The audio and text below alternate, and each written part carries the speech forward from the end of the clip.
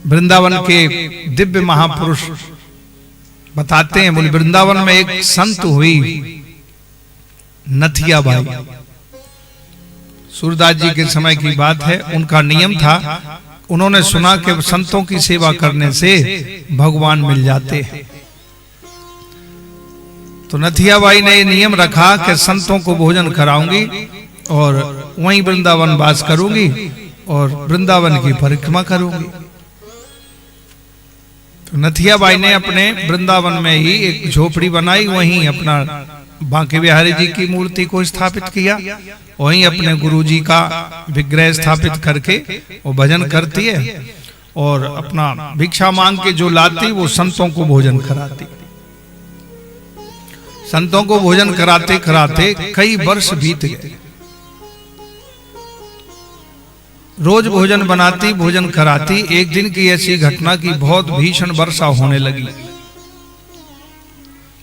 अब वो भगवान को भोग लगाती और संतों को भोजन कराने जा रही थी, भोजन बना के अपनी कुटिया से और ले जा रही थी।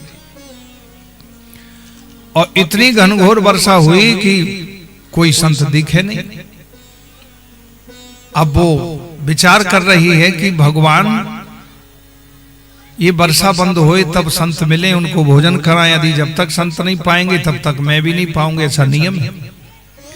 तो घनघोर वर्षा में उसका भोजन ठंडा ना हो जाए, जल से भीग ना जाए, तो स्वयं श्री बांके बिहारी जी रात, अंधेरी रात हो गई, शाम हो गई, तो लालटेन लेके और छाता लेकर के भगवान आ गए और आकर के उसको रास्ता बताते गए। छाता से उसकी छत्र छाया से, वर्षा से उसको बचा लिया।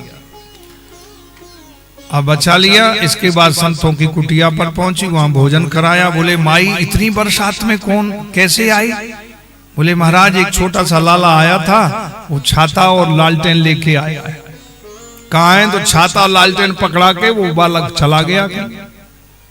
बोले माई मैं अभी आता हूं, ये छाता लालटेन तू पकड़ ले।